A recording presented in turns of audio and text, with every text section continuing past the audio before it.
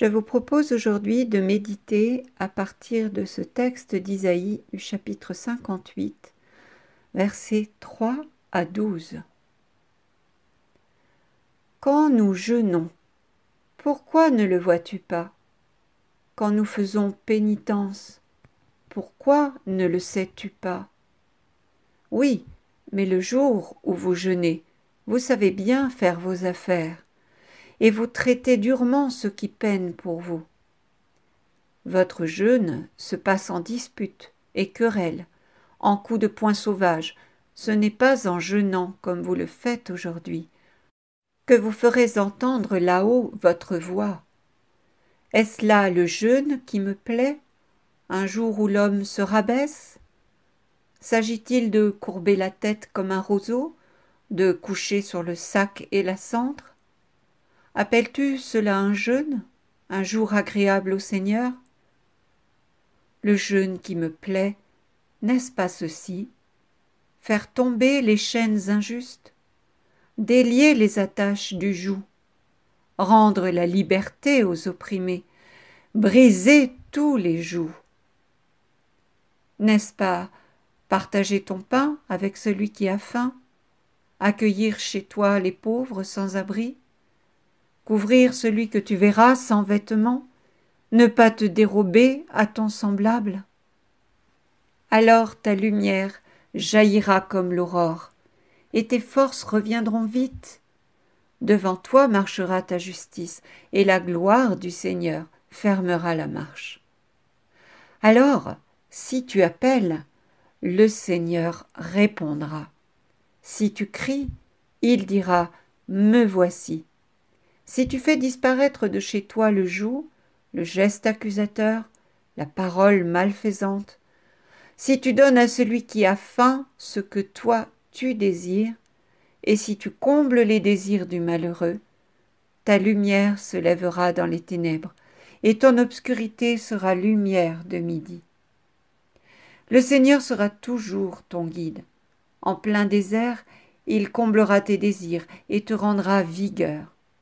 Tu seras comme un jardin bien irrigué, comme une source où les eaux ne manquent jamais.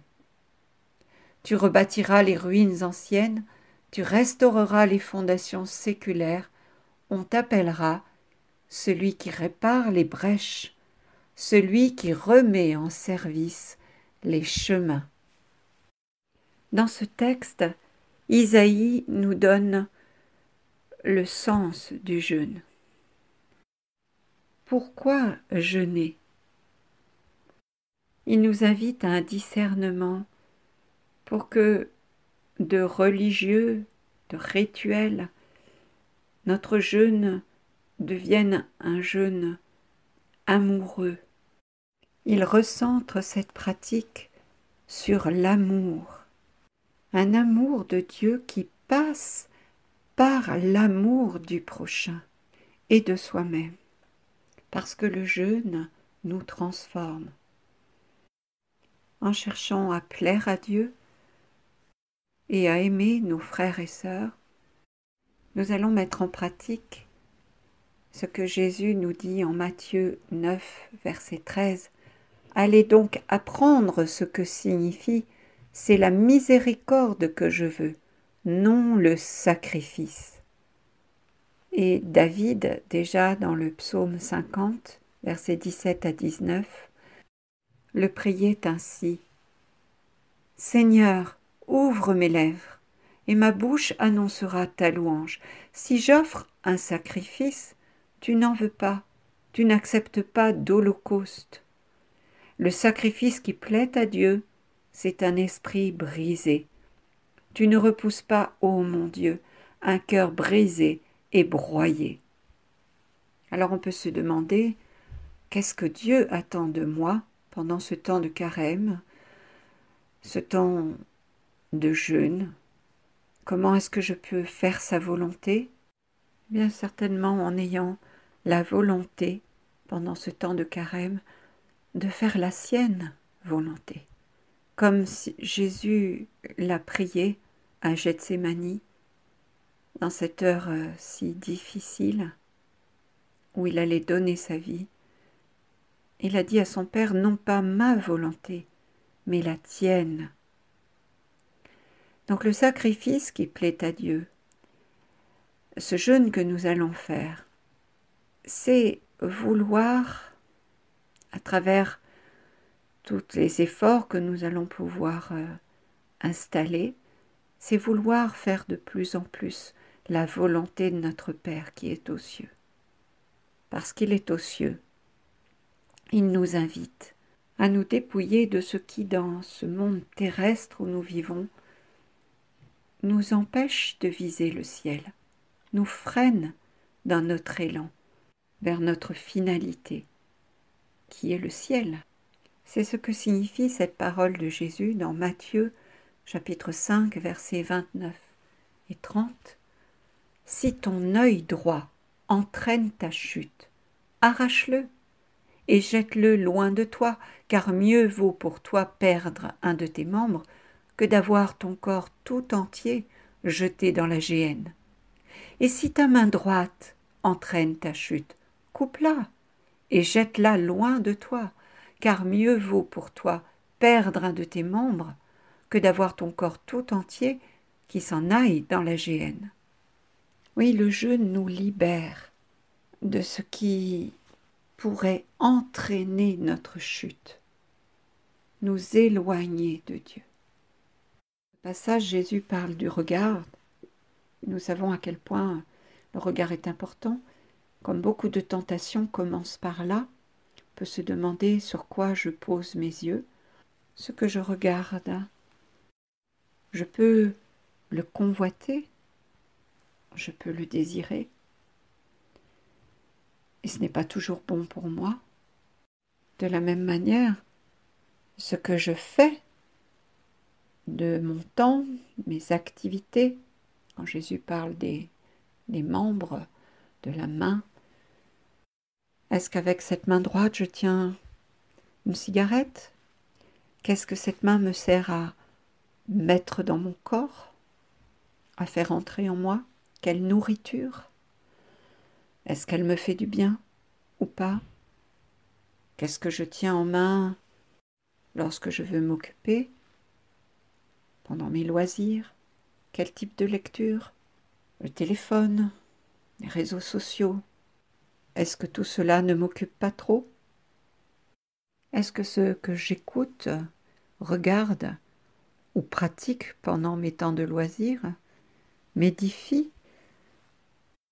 Ou au contraire, cela s'oppose à ma foi?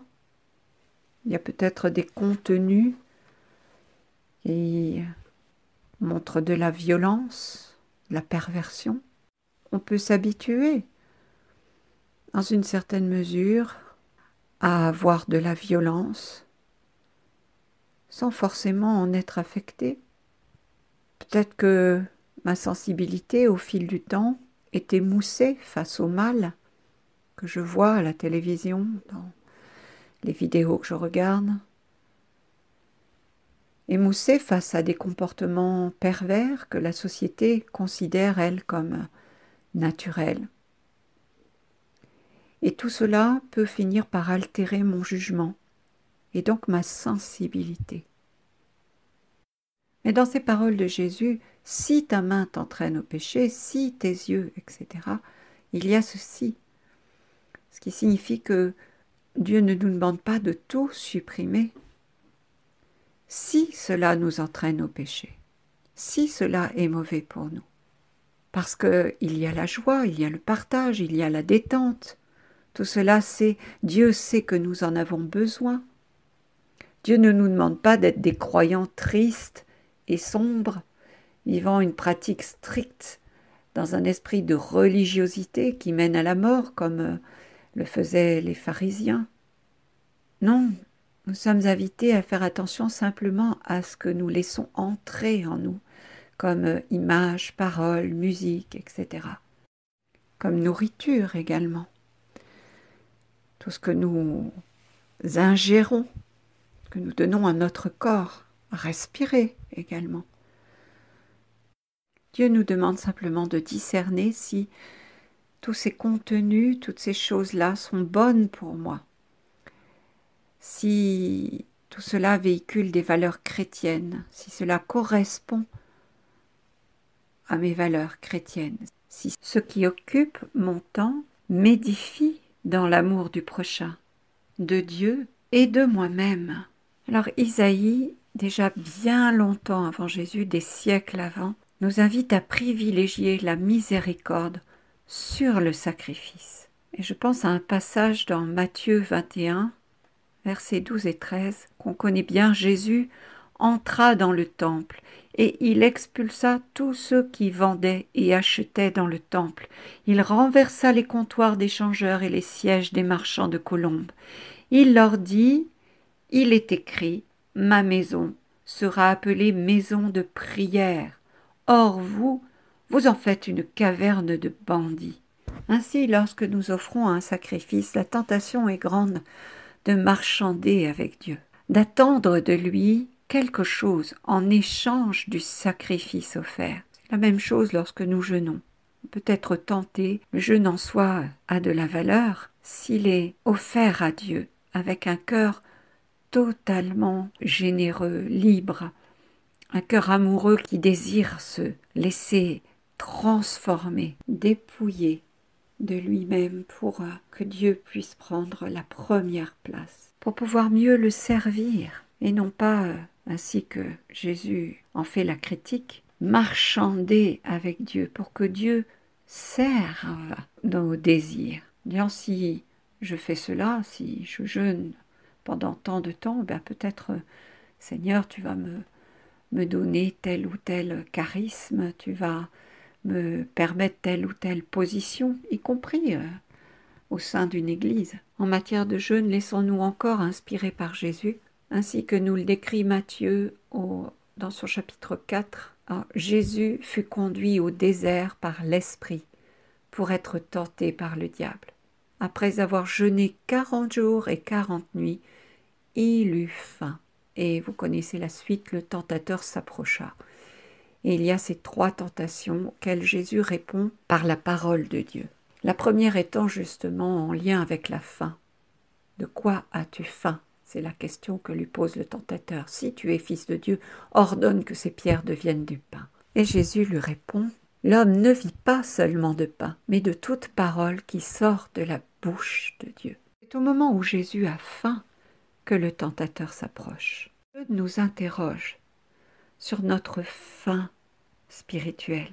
Est-ce que pour moi, c'est Dieu d'abord qui me nourrit? Et nous le voyons, c'est inspiré par l'Esprit que Jésus va au désert. Et c'est inspiré par l'Esprit que notre jeûne doit se vivre, pour que nous puissions entrer en contact avec notre faim spirituelle, d'une vie avec Dieu, d'une vie dans l'Esprit, et nourrie de la parole de Dieu. Alors posons-nous cette question, qu'est-ce qui m'empêche d'être à l'écoute de ma faim de Dieu? Comment puis-je libérer cette faim en moi? Rappelons-nous ce passage dans Jean au chapitre 4 qui suit la rencontre avec la Samaritaine, versets 31 à 34. Entre-temps, les disciples l'appelaient « Rabbi, viens manger !» Mais il répondit « Pour moi, j'ai de quoi manger. C'est une nourriture que vous ne connaissez pas. » Les disciples se disaient entre eux « Quelqu'un lui aurait-il apporté à manger ?» Jésus leur dit « Ma nourriture, c'est de faire la volonté de celui qui m'a envoyé et d'accomplir son œuvre. » Jésus ici confirme bien la parole du prophète Isaïe. Ce qui nourrit l'homme spirituel en nous, c'est de faire la volonté du Père. Je pense, j'ai un exemple en tête d'une personne qui respecte religieusement les jours de jeûne imposés par sa religion. Mais par ailleurs, j'ai pu constater qu'il a une énorme dépendance au sucre, qu'à l'occasion il fume du cannabis et qu'il fréquente une femme sans vraiment s'engager. Et parce qu'il respecte tous les jours de jeûne et de fête de son calendrier, il pense être en règle. Mais le jeûne qui plaît à Dieu n'est pas dans cette attitude religieuse légaliste, mais dans le fait de veiller sur notre cœur, pour qu'il soit toujours plus disponible à l'action de Dieu en nous, plus ouvert à la relation avec lui, pour qu'il puisse nous inspirer quoi faire, quoi dire, quoi manger aussi, ou quand manger, tout simplement comment faire sa volonté. C'est pour cela qu'il nous faut discerner. Cela doit venir du fond de notre cœur, pour que Dieu puisse habiter notre cœur. Ainsi que saint Paul nous le dit très bien dans la première lettre aux Corinthiens, chapitre 3, verset 16, « Ne savez-vous pas que vous êtes le temple de Dieu et que l'Esprit de Dieu habite en vous ?» Jésus lui-même, dans les évangiles, nous le voyons bien, n'impose aucun jeûne à ses disciples. On lui en fait même le reproche. « Pourquoi tes disciples ne jeûnent-ils pas ?» Jésus répond « Parce que l'époux est avec eux. » Et si Jésus a jeûné 40 jours au désert avant de commencer son apostolat, c'était poussé par l'Esprit. Donc le jeûne n'est pas d'abord un acte religieux, mais je dirais plutôt un acte amoureux. Et lorsqu'on est amoureux, on ne prend pas un air triste, on n'est pas accablé. Et je pense à ce passage de Matthieu, chapitre 6, verset 16, où Jésus nous dit « Lorsque vous jeûnez, ne prenez pas un air triste, comme les hypocrites, qui se rendent le visage tout défait pour montrer aux hommes qu'ils jeûnent. Je vous le dis en vérité, ils reçoivent leur récompense. Mais quand tu jeûnes, parfume ta tête et lave ton visage, afin de ne pas montrer aux hommes que tu jeûnes, mais à ton Père qui est là dans le lieu secret, et ton Père qui voit dans le secret te le rendra. » Oui, c'est un acte d'amour pour ce Dieu qui est l'époux de notre âme, et pour lequel l'épouse se fait belle, ainsi que nous le voyons dans le Cantique des Cantiques, qui nous montre la bien-aimée recherchant son bien-aimé, le cherchant partout, avec ce désir que l'amour met dans notre cœur, notre amour pour l'époux de notre âme. Je vais prendre une image, une sorte de parabole pour montrer la différence entre l'attitude religieuse et l'attitude amoureuse. Vous avez forcément vu déjà un maître et son chien en train de se promener. Alors parfois, le chien est en laisse et d'autres fois, le chien marche simplement à côté de son maître et il le suit de très près sans pour autant que le maître ait besoin de l'attacher. Il a le regard toujours tourné vers lui, prêt à le suivre partout. Dans le premier cas, du chien qui est en laisse, voire parfois muselé, dont on sent bien que le propriétaire, le maître, le tient par la force, eh bien ce chien-là vit dans la peur. Il est dans la soumission, dans la contrainte, collier de force, laisse, etc. Alors que dans le second cas, il n'y a pas besoin de contrainte parce que le chien obéit à la voix de son maître, parce qu'il aime son maître. Il y a un lien d'amour entre les deux, de confiance. L'attitude religieuse qui consiste à suivre des préceptes qui nous étranglent, nous contraignent, il faut faire ceci à tel moment comme cela et pas autrement, cela fait un disciple bien malheureux parce que ce disciple-là perçoit son maître comme quelqu'un de dur, exigeant. Alors il se plie à la contrainte mais sans joie. Tandis que lorsqu'on est dans une discipline amoureuse, parce qu'on l'a choisi, parce qu'on veut vraiment vivre une intimité plus grande avec l'époux de notre âme, alors il y a de la joie dans le jeûne. Il y a une libération, parce qu'on est libre, parce qu'on l'a choisi. Celui qui choisit le jeûne par amour pour son divin maître, celui-là est dans la joie, car il se sent relié à lui par le lien secret de l'amour. Dans la prière du Notre Père que Jésus apprend à ses disciples, nous sommes invités à demander notre pain de ce jour à Dieu notre Père. Nous lui disons « Donne-nous notre pain ». À l'époque de Jésus, le pain est l'aliment de base. Lorsque les Hébreux ont quitté l'Égypte, ils sont partis avec du pain qui n'avait pas levé, qui n'avait pas eu le temps de lever. Le pain est une invention des Égyptiens. que les Hébreux ont appris, bien sûr, à fabriquer en utilisant ce levain que l'on met dans la pâte et qui permet à toute la pâte de lever. C'est ce qui donne cet aspect si beau au pain, ce qui le rend appétissant. Lorsque nous voyons un beau pain, il nous fait envie. C'est ce qui est caché dans la pâte qui donne au pain ce goût et cet aspect absolument unique. C'est ce tout petit peu de levain qu'on y a ajouté au mélange de farine et d'eau. Alors Jésus se sert de cet aliment bien connu pour enseigner ses disciples. Et c'est en Marc, chapitre 8, verset 14. Les disciples avaient oublié d'emporter des pains dans la barque. Ils n'avaient qu'un seul pain avec eux. Or Jésus leur faisait cette recommandation. Attention, prenez garde au levain des pharisiens et au levain d'Hérode. Mais ils discutaient entre eux sur ce manque de pain. Ils ont avec eux celui qui est le pain de vie, et ils ne voient que le manque de pain. Alors Jésus les met en garde.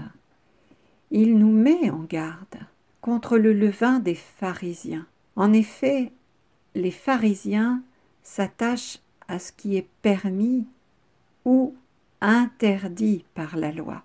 Ils recherchent une pureté rituelle, quitte parfois à abandonner ceux qui les entourent à leur sort, précisément ce que Jésus est venu sauver. Car le levain de Jésus, c'est l'amour, c'est le fait de faire la volonté de son Père, c'est le fait de vouloir sauver tous les hommes. Voici un exemple de ce que Jésus reproche aux pharisiens.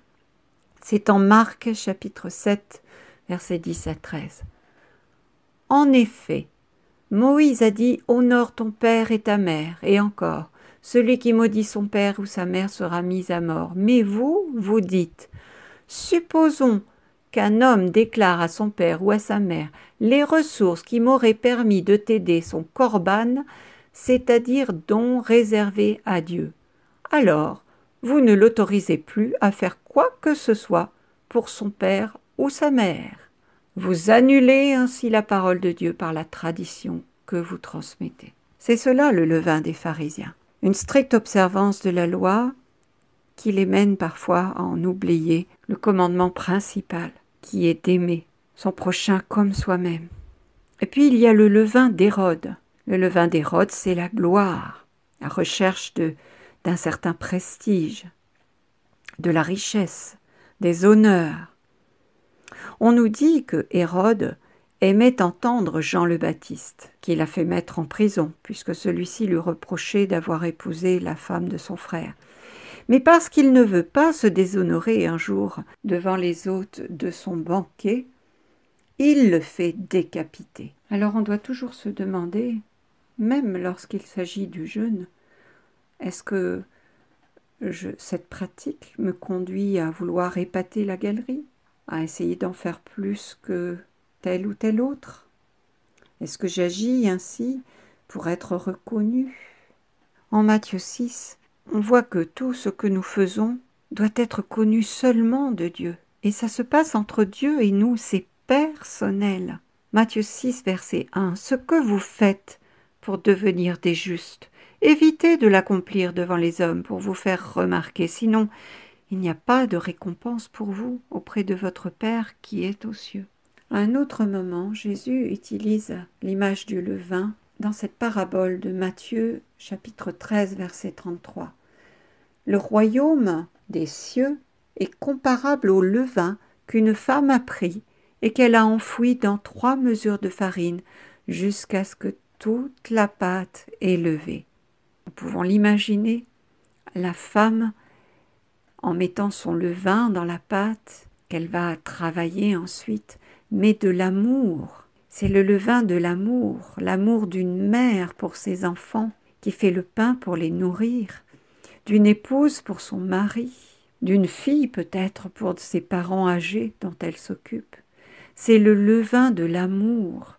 Dans cette parabole, Jésus nous invite à mettre l'amour dans tout ce que nous faisons, qui transforme nos œuvres en un pain nourrissant pour nos frères et sœurs.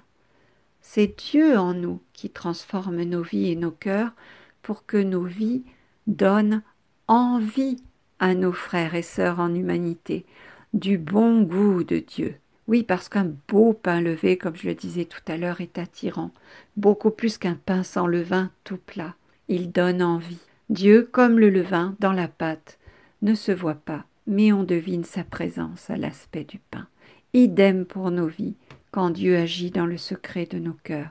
C'est l'amour qui doit motiver nos efforts de conversion dont le jeûne fait partie. Alors, mon jeûne sera adapté à ce dont j'ai besoin de me libérer pour pouvoir me laisser aimer encore plus par Dieu. Alors, je viens de parler du jeûne amoureux. J'aimerais évoquer maintenant le jeûne de désir. Parce que un des effets du jeûne, c'est de réorienter notre désir dans la bonne direction, c'est-à-dire dans le fait de vouloir plaire à Dieu. C'est un désir qui nous rend mendiants de Dieu, de ce pain qu'il veut nous donner, le pain du Notre Père.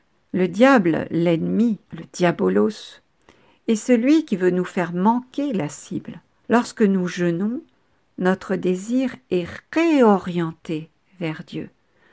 Et le diable va faire en sorte de nous en détourner. C'est ce qu'il fait toujours, pour que nos désirs se portent vers d'autres choses. Des biens finis, des biens terrestres, alors que nous sommes faits pour un bonheur infini. Oui, le jeûne est une arme du combat spirituel. En purifiant notre désir, le jeûne nous fait devenir mendiants de Dieu. Alors nous pouvons évangéliser. Comme l'a dit un théologien protestant, l'évangélisation, c'est juste un mendiant qui dit à un autre où trouver du pain, et du bon pain, celui qui nous rassasie l'âme.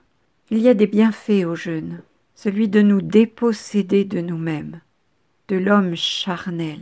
Dans Philippiens, chapitre 3, versets 18 et 19, saint Paul écrit « Beaucoup de gens se conduisent en ennemis de la croix du Christ.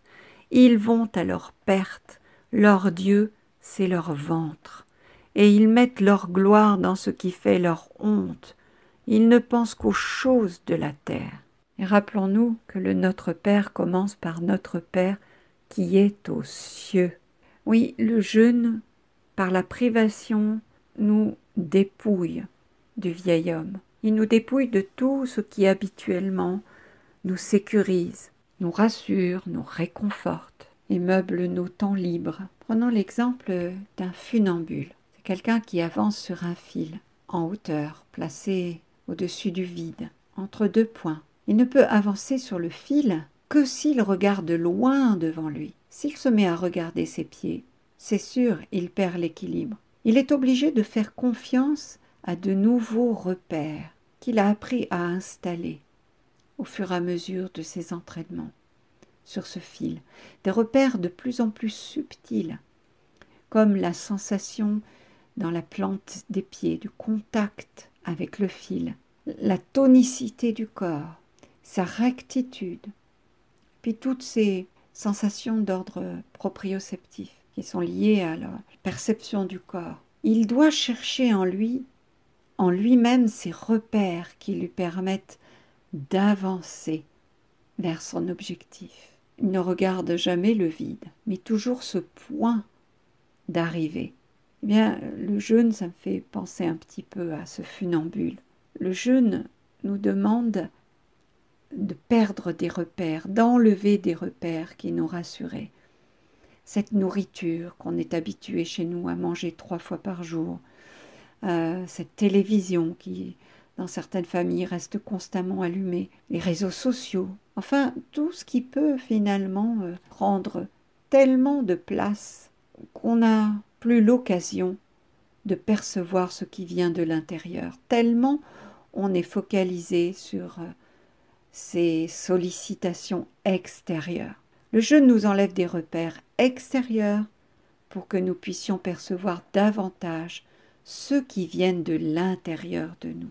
Le temps du carême nous invite à changer nos repères pour nous tourner vers Jésus et avancer avec la foi seulement, cette foi du funambule. Nous sommes invités à lâcher ce qui nous rassurait, car souvent, ce qui nous rassure nous éloigne de Dieu, parce que ça nous immobilise et empêche Dieu de nous changer, de nous faire progresser spirituellement. Il faut parfois se jeter dans le vide, lâcher toutes ces fausses assurances pour avancer par la foi. Je crois, Seigneur, que tu me conduis. Tu veilles sur chacun de mes pas et m'invites à aller plus loin. Nous pouvons dire cette prière alors que nous allons commencer ce temps consacré au jeûne, à la prière et au partage. Dans le texte d'Isaïe qui introduit cette méditation au verset 11, Dieu nous le rappelle, le Seigneur sera toujours ton guide. En plein désert, il comblera tes désirs. Merci pour votre écoute. Que Dieu vous bénisse.